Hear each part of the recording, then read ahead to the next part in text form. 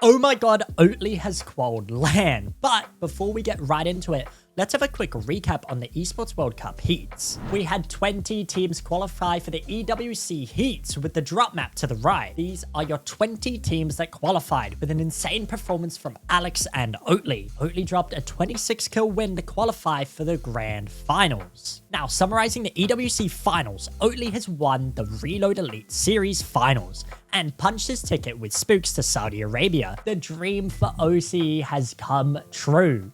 The OC community has been waiting ages for this moment, and honestly, the reactions could not be better. We did it! We call it! Yeah, we did. Oh my god! We did it. We did it. Oh my god!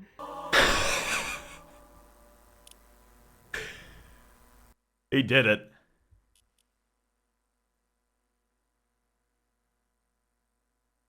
He did it.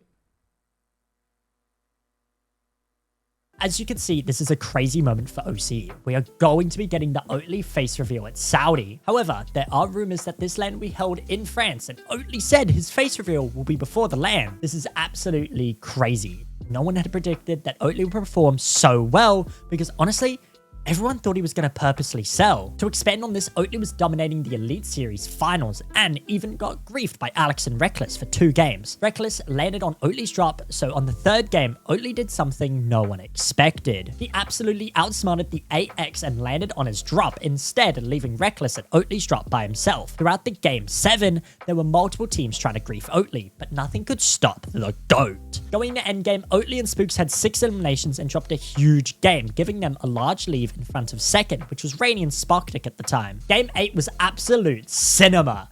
No one knew where OATLEY would land, but we found out he landed at Caesars and Xavier's spot. OATLEY closed out Game 8 with a 2-kill 5th, but Phazma and Crusades were right behind. Phazma's solo clutch was absolutely spectacular and was nearly enough, but they were just 7 points short of winning. OATLEY and Spooks were just formed just a bit before the EWC, and had to drop a 26 kill win to qualify for the finals. An average placement eliminations for both was 4.63, which shows how consistent the teams was. Their match history was unbeatable. A 6 elimination win, 2 kill 6, back to back, 6 kill 4th, 5 kill 3rd, 2 kill 6th, 8th kill 8th, and a 2 kill 5th. This was pure consistency from them and shows how serious OATLEY was to win.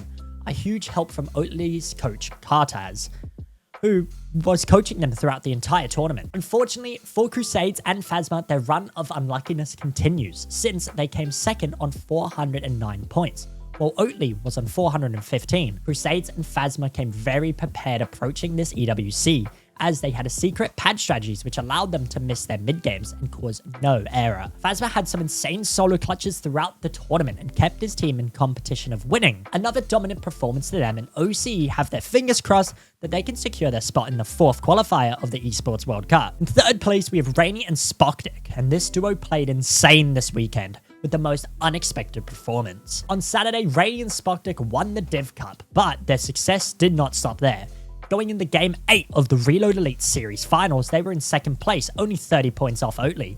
However, they had been griefed before the endgame, causing them to fall down early. From the tweets, we figured out that it was their own friends that had griefed them out of placing well. It just shows that there are no friends in competitive gameplay. Overall, Rainy and Sparkdick still had a crazy performance and earned themselves 750 USD each. Aspect and Gerald were very good, rounding up in 4th, with Gerald already qualifying his spot to Germany, where will be playing on the 29th. He had hopes to win the Esports World Cup finals and qualify for Saudi with Aspect.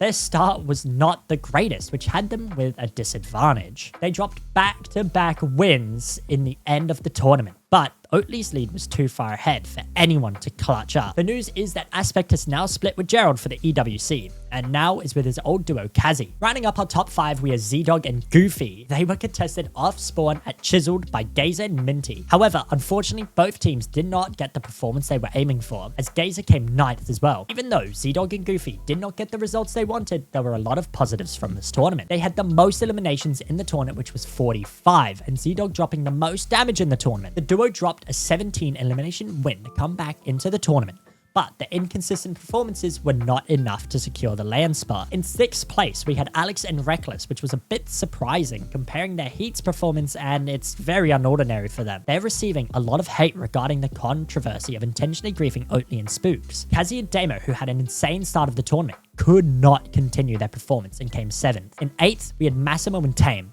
9th, we had Gazer and Minty, and in 10th, we had Mace and Mace. Mace and Mace were contested against Resigns and Tinker, and let's just say it was an absolute grief fest, with both teams not allowing each other to perform well. Covering our LAN team, Xavier and Caesars, a poor performance from them as they came 17th. However, they were contested by MTB and Paris. Vazen and Anon did not qualify for these finals, coming out of the hardest heat, which was Heat 2. To wrap it up, we now have 3 out of our 4 teams, which will be representing OC and Riyadh, Saudi Arabia, or France. Alex and Reckless, Anon and Vazen, and now Oatley and Spooks. Who'll be the last team? Put your prediction in the comments below. Between the EWC Heats and the EWC Finals, Division 1 Finals happened, and it's week 4. Completely separate tournaments running at the same time. 50 teams, 6 games, and this one was close. It's a 2-point difference between first and second, and let's break this one down. First place was Rainy and Spoknik with 367 points, and they had 1 win. They won by 2 points. That's the margin. First place, 7 kills. After that, they just didn't throw. 4th in game 4, 2nd in game 5, 2nd in game 6. Look at that, never outside the top 5 after they secured the win. That's smart Fortnite. They built the lead and protected it. Spoknik stayed alive for 2 hours and 7 minutes. That's the longest time alive in the entire lobby. They just weren't fighting. They were surviving, getting to zone early, not taking 50-50s, and letting other teams grief each other. Rainy had 2,932 builds placed, which was the most in the tournament. They were turtling hard in endgames, layer after layer, and that's how they held top 2 in the last 3 games. But here's the thing about their win. It wasn't flashy. 1 win, 25 kills across 6 games. That's only 4.17 kills per game. Not a lot, but their average placement was 6-7. And that's consistency. No massive throws, that's what wins you the tournaments, where everyone else is inconsistent. Second place, we had Phazma and Crusades. 365 points, 1 win. 2 points behind first, 2. 1 better placement in any game and they win the whole thing. And let's talk about how that happened. Game 5 was their moment. First place, 10 kills. That's a huge game. They went from 5th to 2nd off that win. Then game 6 happened. 26th, 1 kill, and that's it. That's the game that lost in the tournament. If they get top 10 in game 6, they win. Instead, they go 26 and lose by 2 points.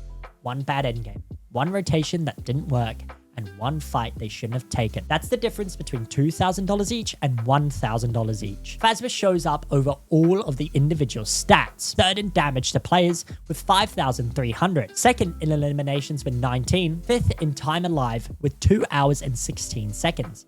He was fighting, surviving, and fragging well. Crusades had 25 assists. 10th in the whole lobby. They were teaming shots well. Both players performed. They just couldn't survive game 6. And that's just Fortnite. 3rd place, Resigns and Tinker. 333 points. And they had 1 win. 32 points behind 2nd.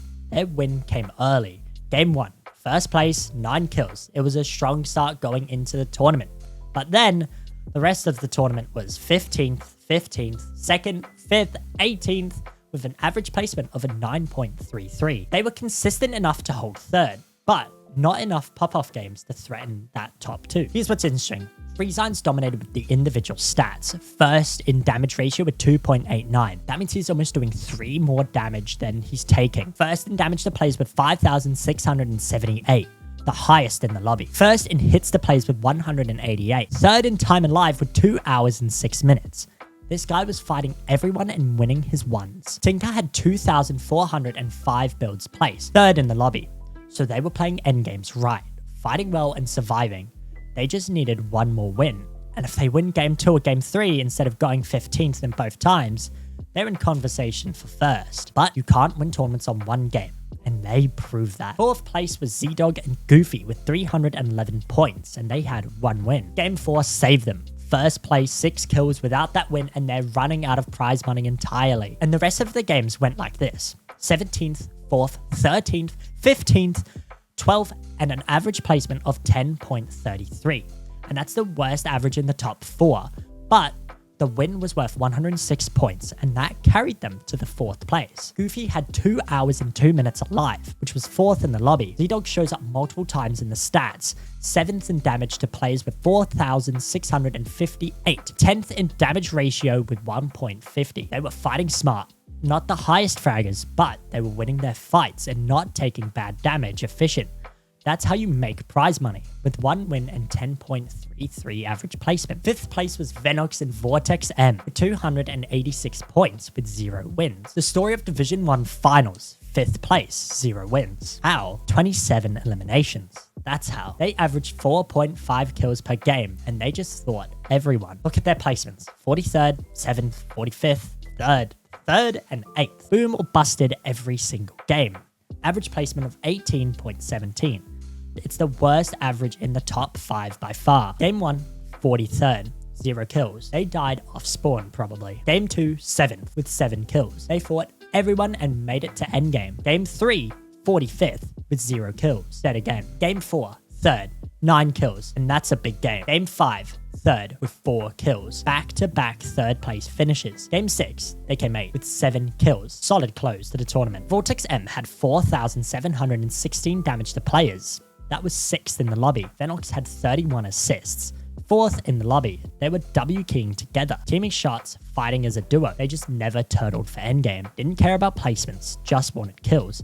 And it worked. 27 kills was enough to place 5th and make money. That's a way different way to play competitive Fortnite, and it paid off. 6th place, which was Mace and Bulldogs, with 283 points. It was 1 win, 3 points behind 5th. Their win came in Game 3.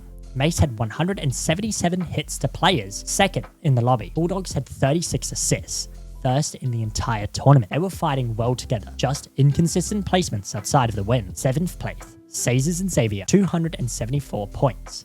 0 wins. These two are competing in both Division 1 Finals and Esports World Cup at the same time. Here, they finished 7th without a win. Consistent, but no clutch factor. Xavier had 5,554 damage to players, which was 2nd in the lobby, only behind Resigns. He also had 32 assists, which was 3rd in the lobby. Sazers had 11,483 mats farmed, which was 2nd in the entire tournament. They were farming, fighting, and getting assists, but it couldn't convert in any wins.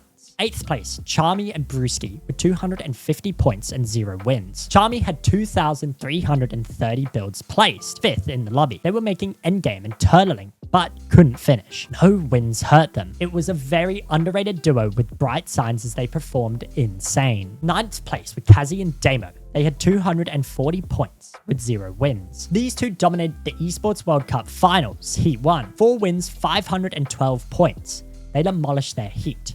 Here in Division 1 Finals, 9th, 0 wins. What happened? Kazi had 22 eliminations, which was 1st in the entire tournament. Nobody had more kills. He also had 5,165 damage to players, 4th in the entire lobby. 170 hits to players, 3rd in the lobby. He was fragging out harder than almost anyone. But the placements weren't there, with an average of 16.67. They were fighting and dying. There were no endgames. This tells you something important. Heats and finals are different. Heat lobbies are easier. Some teams don't make it through. The players who do make it are the best in the region. Kazi can frag out in heats and win 4 games. In stacked finals with 50 of the best teams, 9, no one wins. OCE is deep. 10th place, OATLEY and Mace, 218 points with 0 wins. OATLEY's running a different duo here. Mace for Division 1 final. They finished 10th, 8 points above 11th.